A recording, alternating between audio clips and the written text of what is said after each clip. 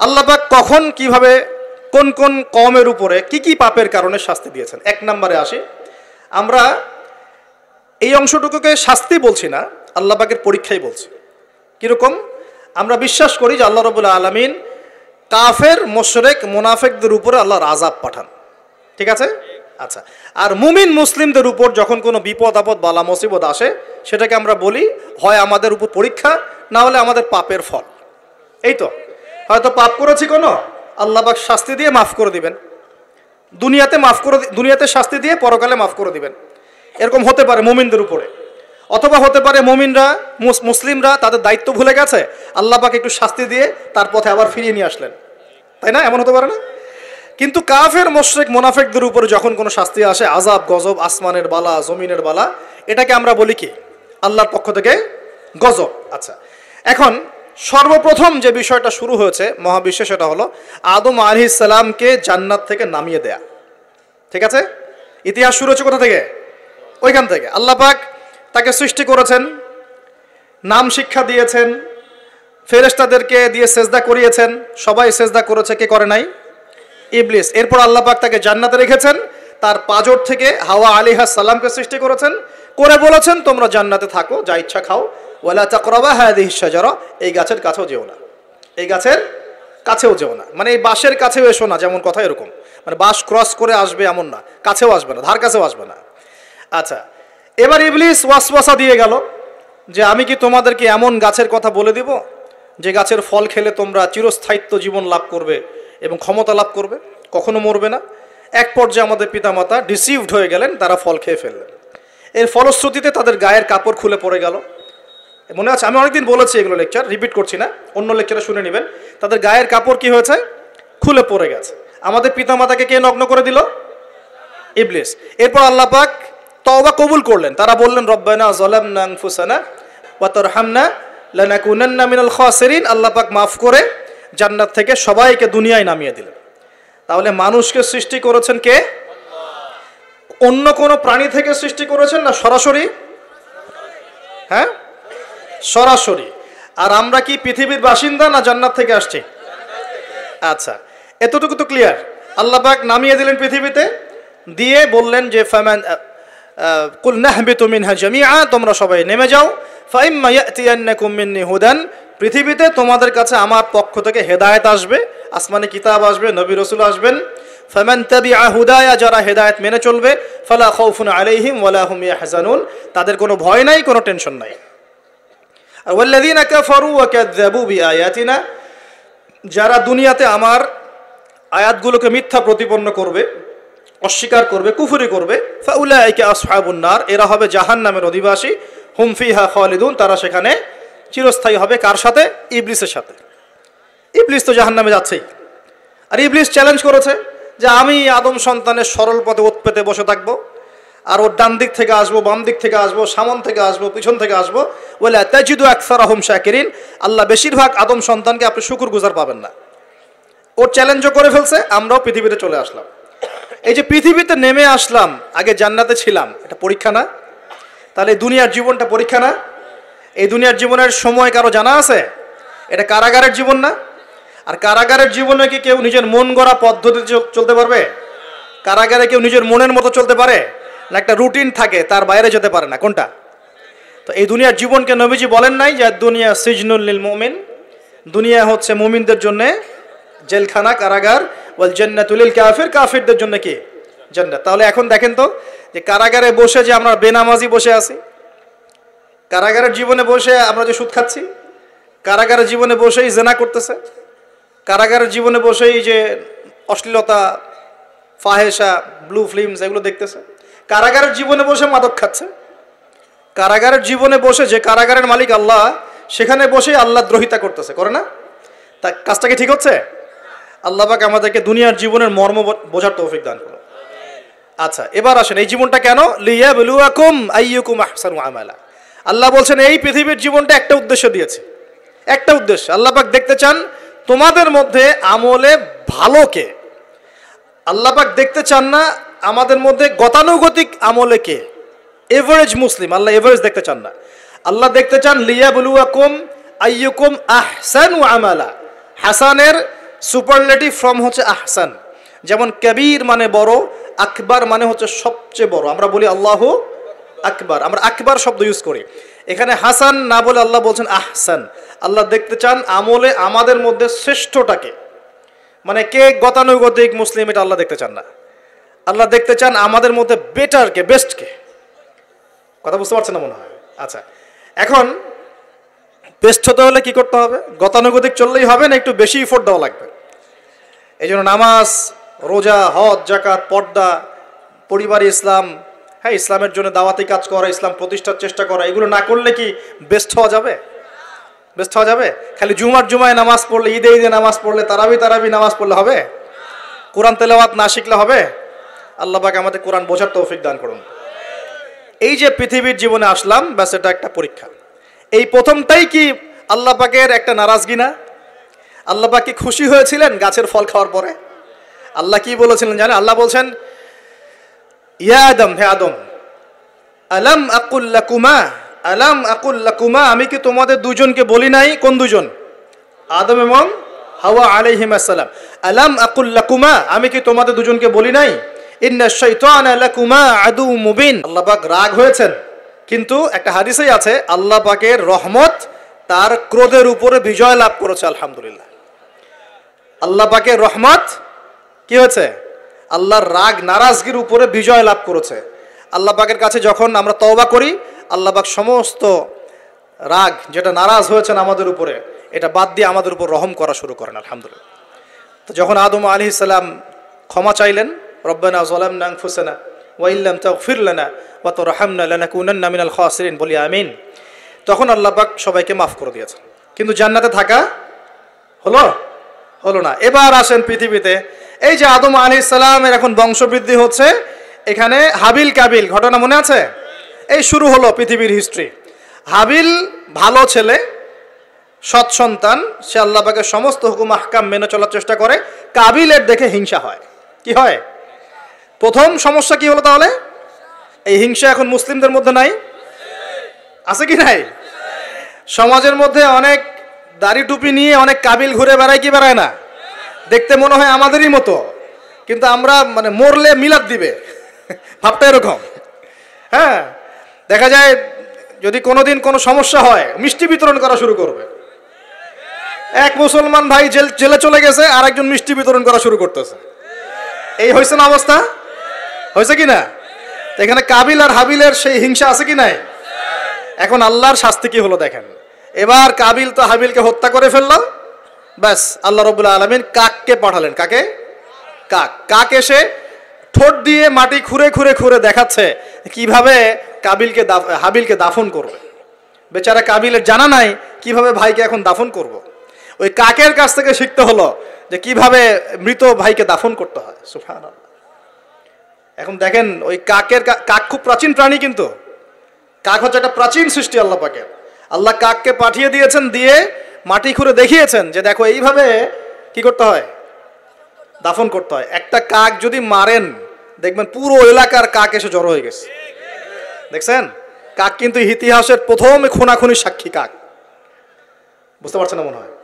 মানব সৃষ্টির ইতিহাসের প্রথম যে খুনাখুনি, ভাইয়ে ভাইয়ে যে মারামারি, এই খুনাখুনির প্রথম সাক্ষীকে কাক। চিন্তা করেন। আল্লাহ আমাদেরকে প্রকৃতি থেকে শেখার তৌফিক দান করুন। কাক নিজের ভাইয়ের গোশত খায় না? খায়। এখন মুসলমানের গোশত খায়। এক মুসলমান বিপদে পড়লে অন্যটা মিষ্টি বিতরণ করা শুরু করে। কিভাবে তার মানহানি করবে, কিভাবে তাকে অপমান করবে, কিভাবে তার বিরুদ্ধে ষড়যন্ত্র করবে, কিভাবে তাকে ফাঁসাই দিবে, এই চিন্তাই অলওয়েজ মাথায় ঘোরাফেরা করতেছে। হাবিল কাবিলের কারণে প্রথম এই যে হাবিল কাবিলের ঘটনার প্রেক্ষিতে আল্লাহ পাক কি করেছেন শোনেন। আল্লাহ রাব্বুল আলামিন তার নবীর মাধ্যমে আমাদেরকে জানিয়েছেন। হাদিসটা শোনেন, খুবই মারাত্মক হাদিস। নবীজি বলেছেন, এই পৃথিবীতে প্রথম হত্যাকাণ্ড সংঘটিত করেছে কাবিল। কে? সে একজন নবীর সন্তান না? নবীর ছেলে হয়েও। নবীজি বলছেন সাল্লাল্লাহু আলাইহি ওয়াসাল্লাম, এই পৃথিবীতে যত মানুষ খুন হবে, খুন হয় না মানুষ, যত মানুষ খুন হবে, এই সমস্ত খুনের পাপের একটা অংশ কাবিলের আমল নামায় যোগ করা হবে। বলে নাউজুবিল্লাহ। এটাকে বলে গুনাহে জারিয়া। কি বলে? প্রিয় ভাই, আমি তো রিকোয়েস্ট করতেছি আপনাকে, আমি তো আপনাকে শাসন করতে আসি নাই। আমি এসেছি আপনাকে আল্লাহ চেনাতে, আমি এসেছি আপনাকে রাসূল চেনাতে, কোরআন চেনাতে। আপনি মদের দোকান দিয়েছেন, যত মানুষ মদ খাচ্ছে সমস্ত গুণ আপনার আমলনামে যাচ্ছে। একটা হারাম সিনেমা হল করেছেন, যত মানুষ এখানে সিনেমা দেখছে সমস্ত পাপ আপনার হচ্ছে। একটা তামাকের কারখানা দিয়েছেন, সবাই হারাম খাচ্ছে, আপনার গুনাহ হচ্ছে। সুদ ছড়িয়ে দিয়েছেন, নিজে খাচ্ছেন, এখন সবাইকে খাওয়াচ্ছেন, গুনাহ হচ্ছে আপনার। সবার গুনাহ আপনার ঘাড়ে এসে যুক্ত হচ্ছে। ঠিক যেভাবে একটা মাদ্রাসা করেছেন, একটা মসজিদ করেছেন, একটা নলকূপ স্থাপন করেছেন, এই রাষ্ট্রীয় দায়িত্বে আছেন, রাস্তাঘাট করে দিয়েছেন, এর বদৌলতে যে মানুষ উপকৃত হচ্ছে, আপনি কবরে গেলেও নেকি পাবেন ইনশাআল্লাহ। কি পাবেন? নেকি পাবেন। একটা ব্রিজ নির্মাণ করে দিয়েছেন, যত মানুষ এটাতে পারাপার হবে, উপকৃত হবে, আপনি নেকি পাবেন ইনশাআল্লাহ। ঠিক একইভাবে আপনি আমি যদি এরকম গুনাহে জারিয়ার কোনো মাধ্যম চালু করে যাই, কবরে চলে গেলেও ওই গুনাহ কি হবে? অটোমেটিক আসতে থাকবে। আল্লাহ আমাদেরকে বোঝার তৌফিক দান করুন। তো এবার পৃথিবীর ইতিহাসের প্রথম এই ঘটনা হলো। এরপরে কি হয়েছে? এরপরে যে আল্লাহ পাকের শাস্তিটা নেমে আসলো। কাবিল কিন্তু জাহান্নামে যাচ্ছে। কেন? ভাইকে হত্যা করার কারণে। আল্লাহ পাকের কাছে সবচেয়ে মারাত্মক পাপ হচ্ছে মানুষকে হত্যা করা। শিরকের পর, কুফুরির পর মারাত্মক পাপ হচ্ছে মানুষকে হত্যা করা। আল্লাহ রাব্বুল আলামিন তার নবীর মাধ্যমে জানিয়েছেন, একজন ব্যক্তি যদি লা ইলাহা ইল্লাল্লাহ বলতে পারে, এই একজন মুসলিম যে লা ইলাহা ইল্লাল্লাহ বলে, সে বেঁচে থাকা পর্যন্ত আল্লাহ পাক কিয়ামত দিবে না ইনশাআল্লাহ। একজন মুসলমানের কত দাম চিন্তা করেন, কত দাম! আল্লাহু আকবার। তো এখানে একজন মুসলিমকে হত্যা করলো কে? কাবিলের আমল নামায় সব পাপ যেটা থাকলো, তার মানে আল্লাহর আযাব আসার প্রথম কারণ কি হলো? হিংসা। কি কারণ? অতএব হিংসা করতে থাকলে আল্লাহর শাস্তি কি হবে? আসবে। আরেকটা কারণ ছিল, আগে শয়তানের অনুসরণ করেছিলেন বলে আমাদের পিতাকে নামিয়ে দেওয়া হয়েছে। নামিয়ে দেওয়া হয়নি? শয়তান ওয়াসওয়াসা দিয়েছে, গাছের কাছে চলে গিয়েছেন, ফল খেয়ে ফেলেছেন, এই পরীক্ষায় আমরা এখন পড়ে গেছি।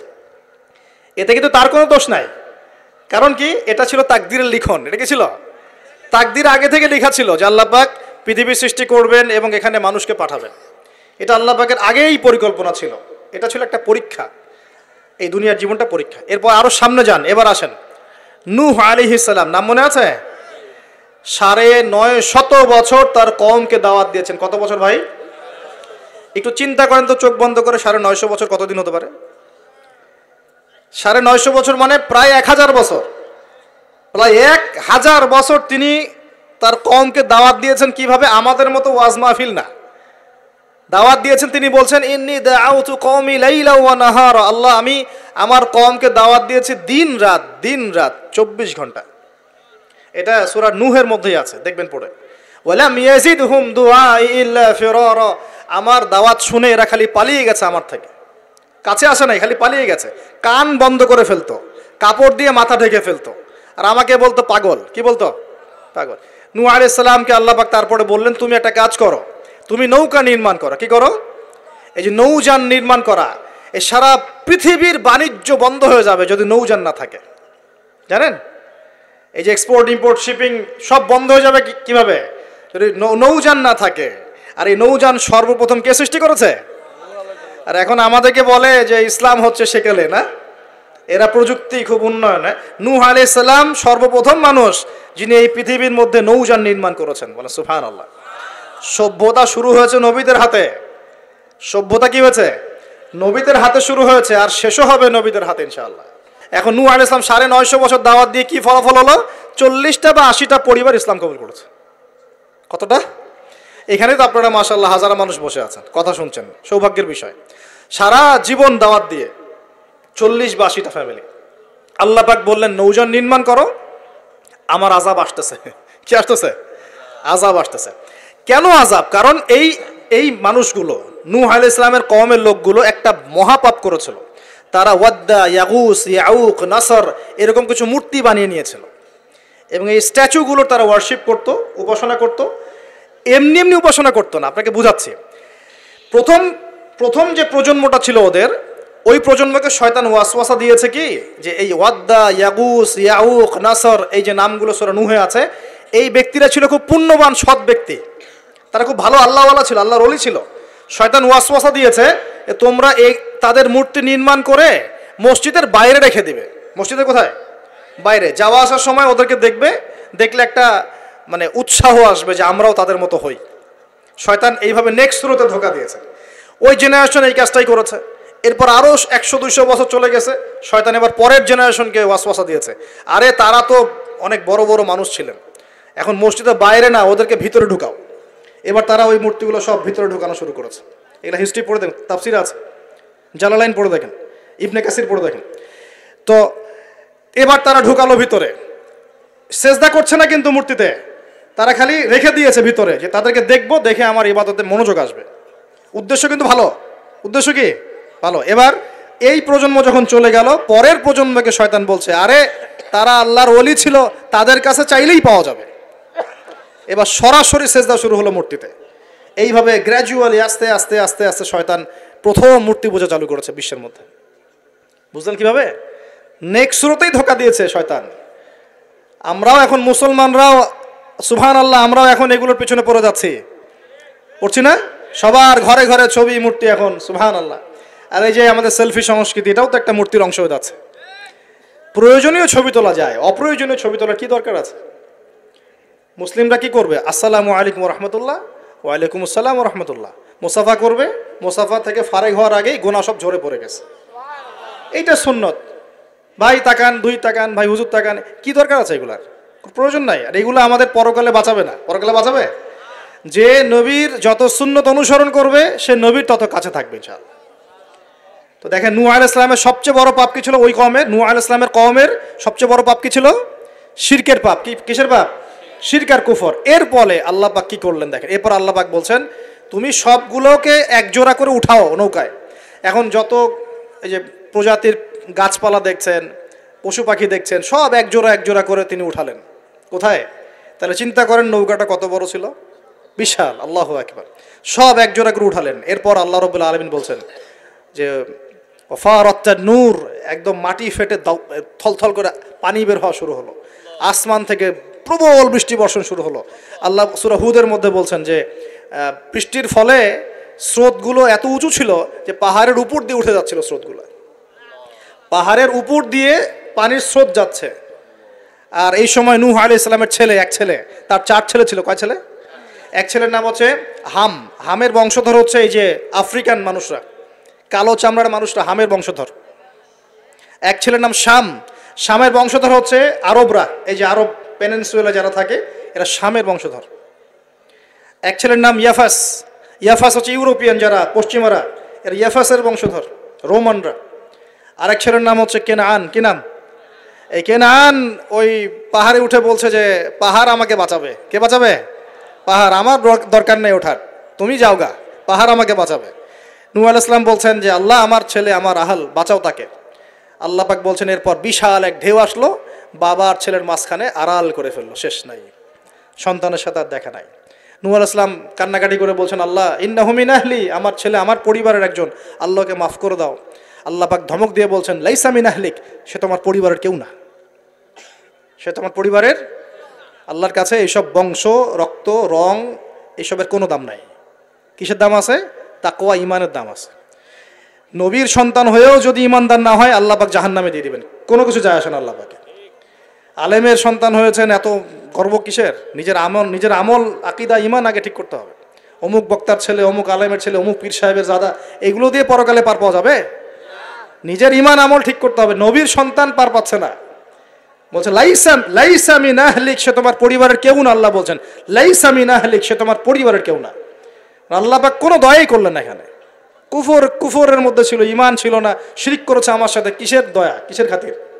তো প্রিয় ভাইরা, এখান থেকে শিখলাম কি, যে নূহ আলাইহিস সালামের যুগে আযাব কি কারণে আসছে? শিরকের কারণে। আগে শিখলাম, প্রথম মনে রাখবেন, 1 নম্বর শিখেছি শয়তানের তাবেদারি করার কারণে শাস্তি এসেছে, পরীক্ষা এসেছে, 1। 2 নম্বর হচ্ছে হিংসা, গুড, হিংসা বিদ্বেষের কারণে কি হয়েছে? আল্লাহ পাকের শাস্তি চলে আসছে। 3 নম্বর, এই যে শিরকের পাপের কারণে কি হয়েছে? আল্লাহর শাস্তি, গজব চলে আসে। আরো সামনে যান, আমি একটু শর্টে শেষ করবো ইনশাআল্লাহ। আরো সামনে যান, এবার আসছে আদ জাতি। কি নাম? আদ জাতির লোকেরা অনেক লম্বা চওড়া, এক একজনের দেহের এমন কাঠামো যে পাহাড় কেটে কেটে বাড়ি নির্মাণ করতে পারে। আমরা তো এখন ছোট না সাইজে, এখন এগুলো মানুষের কাছে মনে হয় যে রূপকথা, আসলে রূপকথা না, এগুলা কোরআন বলেছে ওরা এমন শক্তিশালী ছিল, তারা বলতো মান আশাদ্দু মিন্না কুওয়া, কে আছে আমাদের চেয়ে বড় শক্তিশালী। এবার হুদ আলাইহিস সালামকে পাঠানো হলো এদের মধ্যে হেদায়েতের বাণী নিয়ে। তো হুদ আলাইহিস সালাম দাওয়াতি কাজ করলেন, অল্প কিছু মানুষ ইমানদার হলো, বাকিরা কাফের থেকে গেল। আর যারা কাফের থাকলো তারা বলল যে নিয়ে আসো আল্লাহর আযাব দেখি, কত বড় আযাব আনতে পারো আনো দেখি। আল্লাহ রাব্বুল আলামিন তাদের ব্যাপারে বলেছেন যে ওয়াম্মা আদুন, এবং আদ জাতির ক্ষেত্রে ফাহলাকনা বিরিহিন সরসরিন আতিয়া, প্রচণ্ড ঘূর্ণিঝড় বাতাস দিয়ে ওদেরকে আমি উপরে ফেলে দিলাম। সুবহানাল্লাহ।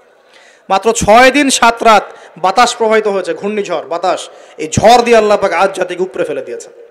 আল্লাহ বলছেন ওরা বাড়ির সামনে এমন করে পড়েছিল যেন মনে হচ্ছে যে ওই যে গাছের ডাল পড়ে থাকলে যেমন হয় না, খেজুর গাছের ডাল, ওই রকম করে পড়েছিল।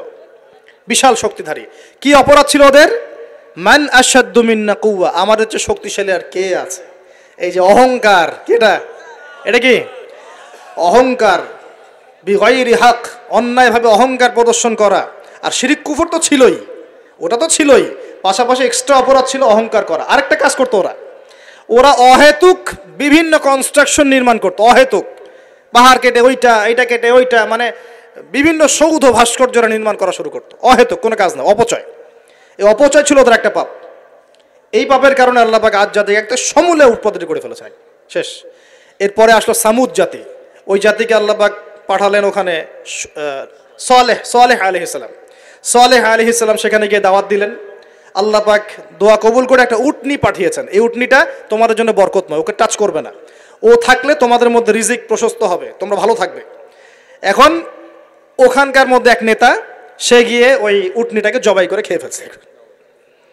কথা বুঝতে পারছেন? আর এমনি তো অহংকার করতোই, শারীরিক শক্তি বেশি ছিল। তারা বলতো, এরাও বলতো মান আশাদ্দু মিন্না কুওয়া, আমাদের চেয়ে শক্তিশালী আর কে আছে। হ্যাঁ, আরেকটা কাজ তারা করতো, ওয়াইদা বাতাসতুম জাব্বারিন, তারা মানুষকে খুব নির্মমভাবে প্রহার করত। কি করত? ওই যে মারামারি করে না এখন মানুষ, নির্মমভাবে মানুষকে মারে না, হকি স্টিক দিয়ে এইখানে সেইখানে, কোনো কোনো ক্ষেত্রে রিমান্ডে কি মাইটটা মারা হয় না।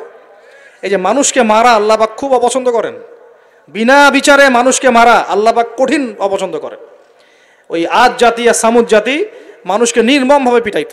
ওয়াইদা বাতাসতুম, আল্লাহ সূরা আপনার শুআরার মধ্যে বলছেন ওয়াইদা বাতাসতুম, তোমরা যখন কাউকে পিটাও, বাতাসতুম জাব্বারিন, কঠিন পিটাও, তোমরা কঠিন মায়ের মারো একদম।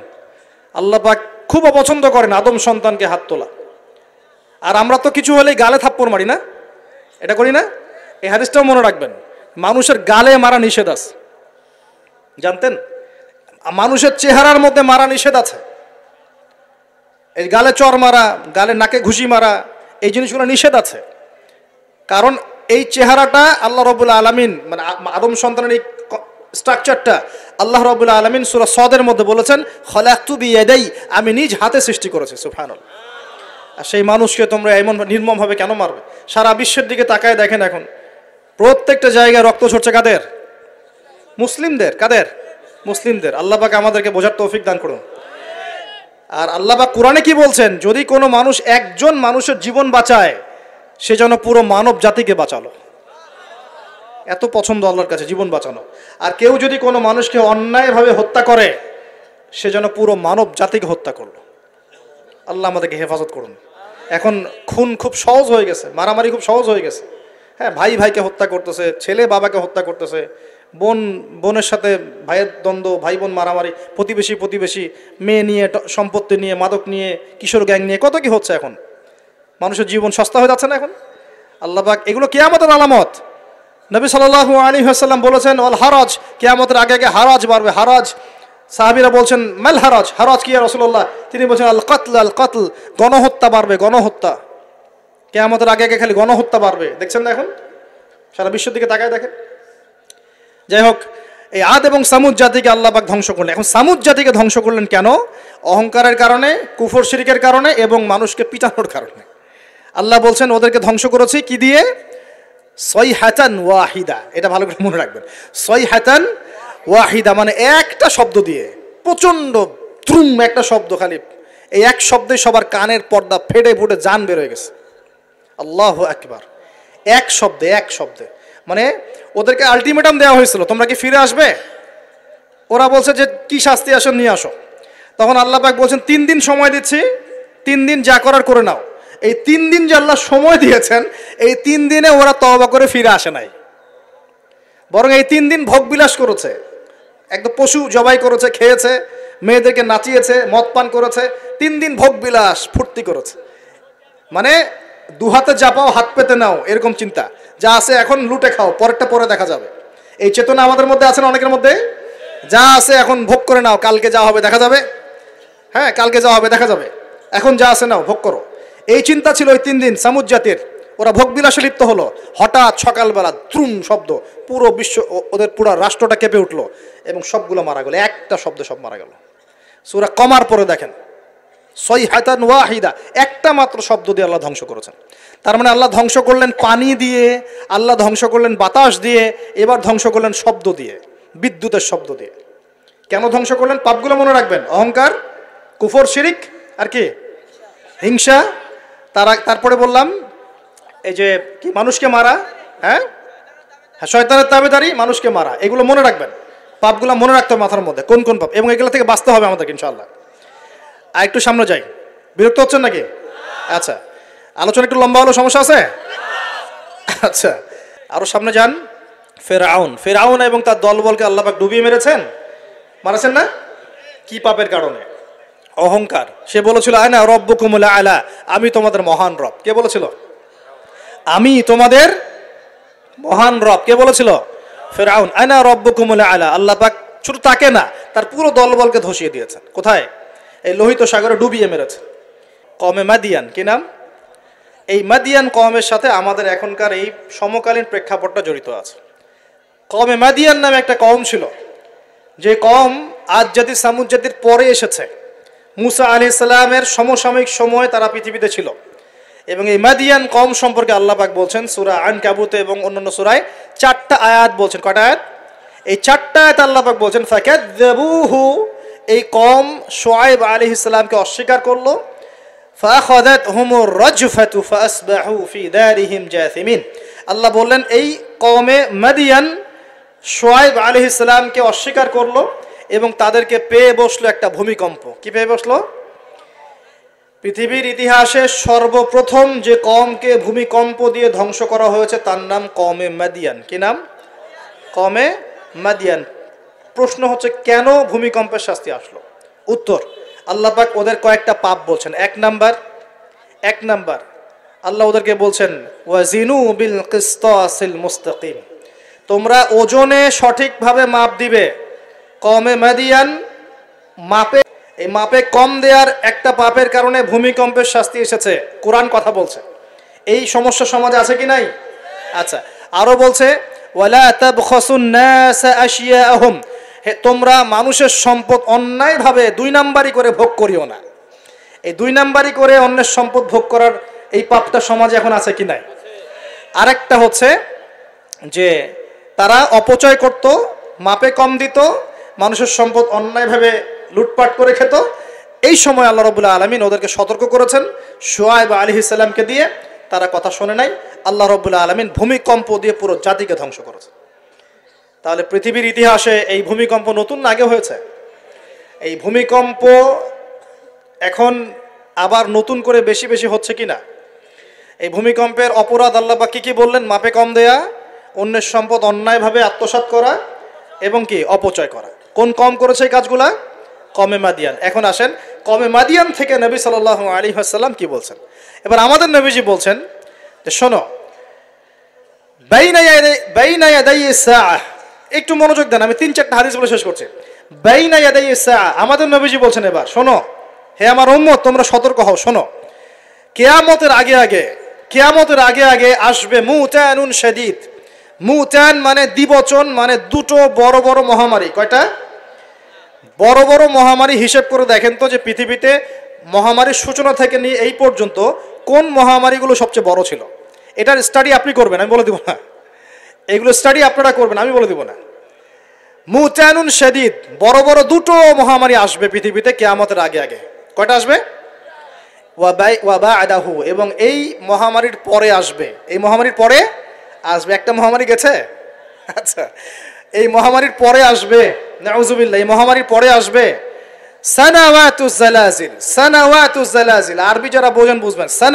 সানা মানে হচ্ছে একটা বছর, সানা মানে কি এক বছর, সানাওয়াত মানে প্লুরাল নাম্বার, অনেকগুলো বছর। জালজালা মানে হচ্ছে আপনার ভূমিকম্প, জালাজিল মানে কি ভূমিকম্প সমূহ, বহু বচন, মানে মহামারীর পরে আসবে সানাওয়াতুজ জালাজিল, ভূমিকম্পের বছরগুলো, মানে বছর ধরে, বছরের পর বছর ধরে পৃথিবীতে বিভিন্ন জায়গায় ভূমিকম্প হতে থাকবে। কে বলেছেন? নবী সাল্লাল্লাহু আলাইহি ওয়াসাল্লামের কথা কি সত্য না মিথ্যা? আস্তাগফিরুল্লাহ, সত্য না মিথ্যা? সত্য। তার মানে একটা হাদিস পেলাম, নবীজি বলেছেন কিয়ামতের আগে আগে কি হবে? ভূমিকম্পের বছরগুলো আসবে, ভূমিকম্প আসবে না, ভূমিকম্পের বছরগুলো আসবে। একটা হাদিস মাথায় নেন। 2 নাম্বার, নবীজি বলছেন কিয়ামতের 10টা আলামত আছে। কয়টা? 10টা। তার মধ্যে 1 নাম্বার আলামত হচ্ছে দাজ্জাল। কি নাম? দাজ্জাল। আচ্ছা, ওইদিকে আলোচনা নিচ্ছি না আজকে। 2 নাম্বার হচ্ছে ইয়াজুজ আর মাজুজ, এটাও অন্য লেকচারে শুনে নিন। 3 নাম্বার ঈসা আলাইহিস সালামের আগমন। 4 নাম্বার দাব্বাতুল আরদ, জমিন থেকে প্রাণী বের হবে। 5 নাম্বার ইয়েমেন থেকে আগুন বের হবে, ইয়েমেন থেকে আগুন বের হবে। 6 নাম্বার দুখান, ধোঁয়া দিয়ে পৃথিবী ছেয়ে যাবে। 7 নাম্বার, 8 নাম্বার, 9 নাম্বার, এগুলো হচ্ছে 3টা বড় বড় ভূমিকম্প, ভূমিধস, যেটা হবে একটা পৃথিবীর পূর্বে, একটা পশ্চিমে, একটা মাঝখানে। পৃথিবীর পূর্বে মানে এই পুরো আমাদের সাবকন্টিনেন্ট সহ পুরো পূর্ব দিক, একদম ইন্দোনেশিয়া, মালয়েশিয়া, সব জায়গা পূর্ব দিক। পশ্চিম মানে পুরো পশ্চিমা সভ্যতা, আর মাঝখান মানে এই জাজিরাতুল আরবিয়া, মাঝখান। এই 3টা ভূমিকম্প হবে পৃথিবীতে, এখনো আসা বাকি আছে, বড় বড়। এগুলোতে ভূমি কাঁপবে না, ভূমি ধসে যাবে। কি হবে? নবীর কথা কি ভুল হবে? আর শেষটা হচ্ছে এই পূর্ব দিক থেকে, পশ্চিম দিক থেকে সূর্য উদিত হবে এবং মানুষের তওবার দরজা বন্ধ হয়ে যাবে, তওবা করে লাভ নাই। এই 10টা বড় বড় মধ্যে 3টা পেয়েছেন ভূমিকম্প, তাহলে পেলাম যে ভূমিকম্পের বছরগুলো আসবে। আরও পেলাম কি বড় বড় 3টা হবে, পূর্বে একটা, পশ্চিমে একটা, মাঝখানে একটা। আর কোন পাপের কারণে হবে সেটা কিন্তু অন্য আয়াতগুলোতে আমরা দেখলাম। আচ্ছা, সামনে আসেন। এবার নবী সাল্লাল্লাহু আলাইহি ওয়াসাল্লাম বুখারীর এক হাদিসে বলছেন, আবু হুরায়রা রাদিয়াল্লাহু আনহু থেকে বলছেন, তিনি বলছেন যে লা তাকুমুস সাআ, কিয়ামত ততদিন পর্যন্ত হবে না। এই হাদিস দুটো একটু মনোযোগ দিয়ে শুনুন। কিয়ামত ততদিন পর্যন্ত হবে না যতদিন পর্যন্ত না ইউকবাদুল ইলম, জ্ঞানটাকে উঠিয়ে নেওয়া হয়। জ্ঞান কি হয়? উঠিয়ে নেওয়া হয়। নবী আরো বলছেন ইউকবাদুল ইলম ওয়া তাকসুরু জালাজিল, এবং বেশি বেশি ভূমিকম্প না হচ্ছে। 2 নম্বর কি? বেশি বেশি ভূমিকম্প না হচ্ছে। ওয়া ইয়াতাকারাবুজ জামান, এবং সময় কাছাকাছি চলে না আসছে। এই জায়গায় আমি একটু স্টাডি করতে গিয়ে একটা অদ্ভুত জিনিস দেখলাম, যে একটা রিসার্চ বলছে, সায়েন্সের রিসার্চ বলছে যে প্রতিটা ভূমিকম্পে পৃথিবীর গতির মধ্যে একটা পরিবর্তন হয়। প্রতিটা ভূমিকম্পে পৃথিবীর গতির মধ্যে একটু একটু পরিবর্তন হয় এবং সময় সংক্ষিপ্ত হয়ে আসে। সময় কি হয়? সংক্ষিপ্ত হয়ে আসে। পৃথিবীর ভিতরে আছে, নিচে আছে কিন্তু আগুন, কি আছে? আগুনের স্তর আছে। একদম নিচে একটা ইনার কোর মানে একটা জায়গা আছে, ইনার কোর বলে। এখন সাম্প্রতিক গবেষণা বলছে যে ইনার কোর আগে যেদিকে ঘুরতো এখন তার বিপরীত দিকে ঘোরা শুরু করেছে। আল্লাহু আকবার। তাহলে এখানে মিলে যাচ্ছে না? ভূমিকম্পের সাথে পৃথিবীর ঘূর্ণন সম্পৃক্ত এবং জামান, সময়টাও সম্পৃক্ত। তো নবী যেটাই বলছেন যে ওয়া তাকসুরু জালাজিল, বেশি বেশি ভূমিকম্প হবে, ওয়া ইয়াতাকারাবা জামান, এবং সময় কাছাকাছি চলে আসবে। অন্য হাদিসে আসছে বছর যাবে মাসের মতো, মাস যাবে সপ্তাহের মতো, সপ্তাহ যাবে দিনের মতো। তিনি আরও বলছেন ওয়ুজহারুল ফিতান, এবং সমস্ত রকম ফিতনা ফাসাদ দেখা যাবে, দেখা যাচ্ছে না? এবং ওয়াল হারাজ, এবং বেশি বেশি হত্যাকাণ্ড হবে। সাহাবীরা বলছেন যে ওমাল হারাজ ইয়া রাসূলুল্লাহ, হারাজটা কি ইয়া রাসূলুল্লাহ? তিনি বলছেন আল কতল, হত্যা, গণহত্যা, এগুলো হচ্ছে হারাজ। এবং তোমাদের ধন সম্পদ বাড়তে থাকবে, ফায়াফিদু, ধন সম্পদ উপচে পড়বে। এখন এখানেও পেলাম যে ভূমিকম্প কিয়ামতের অন্যতম কি আলামত। আরেকটা হাদিসে নবীজি বলছেন, আর 2টো হাদিস বাকি আছে আজকের মতো। নবীজি বলছেন, এই হাদিসটা আসছে ইবনে মাজাহ, এটার হাদিস নাম্বার 4020 নম্বর হাদিস। নবীজি বলছেন যে লা ইয়াশরাবান্না আন-নাস মিন উম্মতি আল খামর, আমার উম্মতের, ভালো করে শোনেন যুবকরা, ভালো করে শোনো, আমার উম্মতের মানুষ, এক শ্রেণীর মানুষ মাদক দ্রব্য পান করবে। কি পান করবে? নবীজি বলছেন আমার উম্মতের একটা অংশের মানুষ মাদকদ্রব্য পান করবে ওয়ায়ুসাম্মুনাহা বিগাইরি ইসমিহা, কিন্তু মাদকদ্রব্যের নাম পরিবর্তন করে অন্য নাম দেয়া শুরু করবে। বুঝতে পারলাম? এখন কে বলে মাদক? আমরা বলি এখন হুইস্কি, রাম, আর কি ভাই, ইয়াবা, হ্যাঁ কত নাম বের হয়েছে। নবীজি বলছেন ওই মানুষগুলো যারা মাদকদ্রব্য পান করে নাম ভিন্ন দিবে, তাদের কানের পাশে বাদ্যযন্ত্র বাজবে। এখন কানের পাশে বাদ্যযন্ত্র বাজে কিভাবে? তোমার ব্লুটুথ আর ইয়ারফোন দিয়ে। বুঝতে পারো নাই মনে হয়? এইভাবে শব্দ আসলো কিভাবে হাদিসের মধ্যে? নবীজি এভাবে শব্দ প্রয়োগ করলেন কেন? যে ওয়ায়ুযাফু আলা রুউসিহিম বিল মাআজিফ, তাদের মাথার পাশে কানের পাশে বাদ্যযন্ত্র কেমন করে বাজবে? তোমার কানের ভিতরে ঢুকানো আছে বাদ্যযন্ত্র, আছে না? এই যে এটা এই জামানার সাথে সম্পৃক্ত। ওয়াল মুগান্নিয়াত, ওয়াল মুগান্নিয়াত মানে হচ্ছে ওই যে গায়িকা নর্তকী, এবং তারা গায়িকা নর্তকীদেরকে নিয়ে সময় কাটাবে। আল্লাহ পাক তাদেরকে শাস্তি দিবেন কিভাবে? ইয়াখসিফুল্লাহু বিহিমুল আরদ, নাউযুবিল্লাহ। আল্লাহ পাক ওই মানুষগুলোকে সহ জমিনটাকে ধসিয়ে দিবে একেবারে। কি কি পাপের কারণে? মাদক দ্রব্য খাওয়া এবং তার নাম ভিন্ন করে হালাল করে খাওয়া। আস্তাগফিরুল্লাহ। 2 নম্বর হচ্ছে বাদ্যযন্ত্র। কি? কানের পাশে বাদ্যযন্ত্র প্লে করা। আর মুগান্নিয়াত মানে হচ্ছে নর্তকী গায়িকাদেরকে নাচানো। আল্লাহ পাক একটা শাস্তি দিবেন, ওদেরকে সহ ভূমি ধসিয়ে দিবেন। আরেকটা শাস্তি আছে, ওয়ায়াজআলুল্লাহু মিনহুমুল কিরাদাতা ওয়াল খানাজির, আল্লাহ রাব্বুল আলামিন ওই মানুষগুলোকে বানর আর শুয়োর বানিয়ে দিবে। নাউযুবিল্লাহ। এগুলো কি মিথ্যা না সত্য?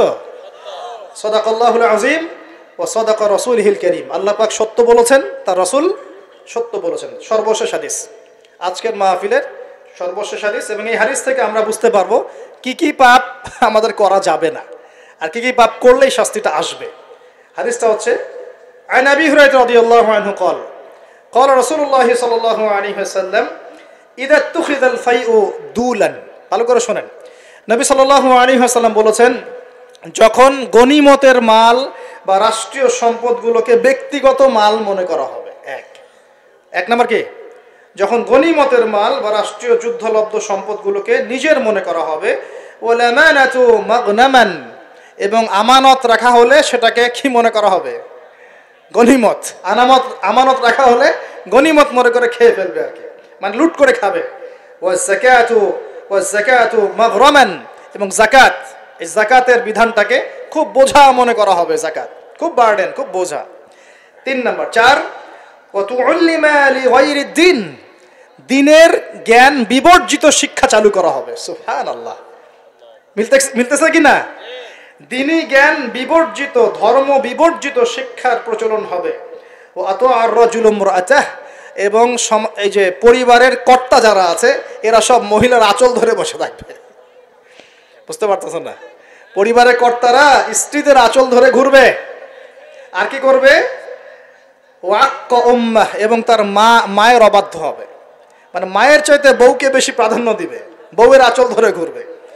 আর নবীজি বলছেন ওয়াল আদনা সাদিকাহ, বন্ধু বান্ধবকে খুব কাছে টেনে নিবে, বন্ধু বান্ধবকে কাছে টেনে নিয়ে ওয়াকসা আবাহ, তার বাবাকে দূরে ঠেলে দিবে। মিলতেছে কিনা? বুঝতেছেন না কথা? আবার বলতেছি, যখন গনিমতের মালকে ব্যক্তিগত মাল মনে করা হবে, আমানত রাখা হলে লুট করে খেয়ে ফেলা হবে, যখন যাকাতের মালটাকে, যাকাতটাকে বার্ডেন মনে করতেছে, বোঝা মনে করতেছে, যখন ধর্ম বিবর্জিত শিক্ষা চালু হচ্ছে, যখন একজন ব্যক্তি তার মাকে কষ্ট দিয়ে মায়ের চাইতে বেশি স্ত্রীকে প্রাধান্য দিচ্ছে, তার আঁচল ধরে ঝুলছে, আর যখন এই ছেলেপেলেগুলো বন্ধুকে কাছে টেনে নিচ্ছে, বাবাকে দূরে ঠেলে দিচ্ছে, আর কি হচ্ছে? ওয়াজহারাতিল আসওয়াতু ফিল মাসাজিদ, সুবহানাল্লাহ, যখন মসজিদের মধ্যে শোরগোল হট্টগোল বেড়ে যাচ্ছে। কি হচ্ছে না? যখন মসজিদের মধ্যে শোরগোল হট্টগোল বেড়ে যাবে। এবার রাগ করেন না, এটা হাদিসে আছে, আমি বলছি, অনুবাদ করছি। ওয়াসাদা কবিলাতা ফাসিকুহুম, এবং কোন কোন কবিলা মানে গোত্র বা সমাজের নেতৃত্ব দিবে ওদের মধ্যে সবচেয়ে ফাসিক ব্যক্তি, সবচেয়ে পাপাচারী ব্যক্তি। এটা নবীজি বলছেন। আরো তিনি বলছেন ওয়াকানা যাঈমুল কওমি আরযালাহুম, এবং সমাজের সবচেয়ে নিম্ন শ্রেণীর মানুষকে সমাজের কর্ণধার করা হবে। তিনি আরো বলছেন ওয়াকরিমার রাজুলু মাখাফাতা শাররিহ, কোন মানুষকে সম্মান করা হবে তার ভয়ে, কিসে? ভয়ের চোটে সম্মান করা হবে। সম্মান মন থেকে আসবে না, ভয়ের চোটে সম্মান করা হবে।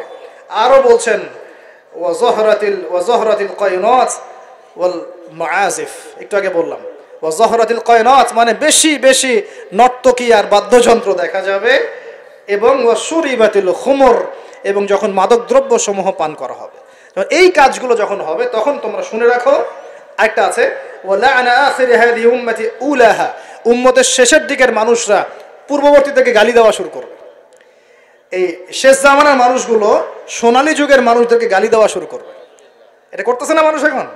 আচ্ছা, এই কাজগুলো যখন হবে তখন শোনো, ফালইয়ারতাকিবু, তখন ধেয়ে আসবে। কি ধেয়ে আসবে? ইনদা যালিকা চারটা আযাব, চারটা পাঁচটা আযাব। এক, রিহান হামরা, এটা এখন আসে নাই। রিহান হামরা মানে হচ্ছে উত্তপ্ত গরম বাতাসের আযাব আল্লাহ পাক দিবেন। বলেন নাউযুবিল্লাহ। কয়দিন আগে দেখলাম নাসা গবেষণা করছে যে পৃথিবীর সূর্য থেকে এমন কিছু রশ্মি আসবে, ওখানে বিস্ফোরণ হচ্ছে, এমন কিছু আসবে যেটা পৃথিবীর উপর একটা বড় ইফেক্ট ফেলবে। উত্তপ্ত একটা বায়ু আসবে পৃথিবীর দিকে। নবী হাদিসে সেটাই বলেছেন যে রিহান হামরান মানে উত্তপ্ত গরম একটা বাতাস আযাব হিসেবে পৃথিবীতে আসবে। এক। দুই নম্বর আযাব আসবে ওয়াজালজালাহ, এবং বেশি বেশি ভূমিকম্প, যেটা বললাম। আর কি আসবে? ওয়াখাসফান, ভূমি ধসে যাবে, মাটিতে ধসে যাবে। ওয়ামাসখান, এবং চেহারা সুরত আকৃতি মানুষের বিকৃত হয়ে যাবে। ওয়াকাযফান, এবং আসমান থেকে পাথর বর্ষণ করা হবে। এই পাঁচটা আযাব আসবে কখন? যখন এই 14-15টা পাপ তোমরা করতে থাকবে। প্রিয় ভাইরা, আমরা আজকের আলোচনা থেকে যথেষ্ট জ্ঞান নিয়েছি। সর্বশেষ যে কথাগুলো বলে শেষ করবো সেটা হলো, এক, আল্লাহ পাকের পক্ষ থেকে কাফের মুশরিক মুনাফিকদের উপরে এগুলো অবশ্যই আযাব হিসেবেই আসবে, আসবে না? আর মুমিন মুসলিমদের উপর যদি এগুলো চলে আসে, বুঝতে হবে আল্লাহ আমাদের ভালো চাচ্ছেন, আমরা তওবা করে যেন ফিরে আসি, আল্লাহ এটাই চাচ্ছেন। অথবা এর মধ্য দিয়ে আমাদের গুনাহগুলো আল্লাহ মাফ করবেন। আল্লাহ রাব্বুল আলামিন আমাদের সবাইকে আসমানের সমস্ত বিপদ, জমিনের সমস্ত বালা থেকে হেফাজত করুন, এবং আল্লাহ পাকের আযাব নেমে আসে এমন পাপগুলো থেকে বেঁচে থাকার তৌফিক দান করুন। আমরা আজকের এই সংক্ষিপ্ত আলোচনায় যে পাপগুলোর নাম জেনেছি, এই সমস্ত পাপ থেকে আল্লাহ আমাদের সবাইকে বেঁচে থাকার তৌফিক দান করুন। এক নাম্বার শিখেছি, একটু শেষ করি। এক নাম্বার শিখেছি শয়তানের তাবেদারি করা, করব কি আমরা? আল্লাহ মাফ করুক। আবার শিখেছি হিংসা বিদ্বেষ, করব? আমরা শিখেছি যে শিরকের পাপের কারণে আল্লাহর আযাব এসেছে, করব কি শিরক? কুফরির পাপের কারণে আল্লাহর আযাব আসে, আমরা কি কুফরি করব? আমরা শিখেছি অহংকারের কারণে আল্লাহর আযাব আসে। বসেন। আমরা শিখেছি যে সত্যকে প্রত্যাখ্যান করা, আমানতের খেয়ানত করা, মাপে কম দেয়া, হ্যাঁ, অন্যদের উপর অত্যাচার জুলুম করা, মানুষকে প্রহার করা, সমকামিতা, এইসব পাপের কারণে আল্লাহর শাস্তি নেমে আসে। আর আমরা এই হাদিসগুলোর মধ্যে দিয়ে জানলাম যে ভূমিকম্প কিয়ামতের আগে আগে বেশি হবে। কোন কোন পাপের কারণে হবে আমরা শিখলাম। আমানতের খেয়ানত, গনিমতের মাল আত্মসাৎ করা, যাকাত না দেয়া, অশ্লীলতা, মাদক দ্রব্য গ্রহণ করা, নাম পরিবর্তন করে দেয়া, বাদ্যযন্ত্র, গায়িকা, নর্তকী, হ্যাঁ, এই জেনা, এই যে অন্যায়গুলা, পিতামাতার অবাধ্য হওয়া, হ্যাঁ, স্ত্রীকে বেশি প্রাধান্য দেয়া, মাকে কম দেয়া, বাবাকে প্রাধান্য না দিয়ে বন্ধুকে দেয়া, ঠিক আছে, এবং নেতৃত্ব স্থানীয়তে যদি দুর্নীতিপরায়ণ মানুষ চলে আসে, সব মিলে এই আযাবগুলো আমাদের উপরে চলে আসতে পারে যদি আমরা সতর্ক না হই। আল্লাহ পাক আমাদের সবাইকে আজকের আলোচনা থেকে শিক্ষা নেওয়ার তৌফিক দান করুন। আল্লাহ পাকের আযাব থেকে বেঁচে থাকার জন্যে আল্লাহ পাকের হুকুম আহকাম মেনে চলার তৌফিক দান করুন।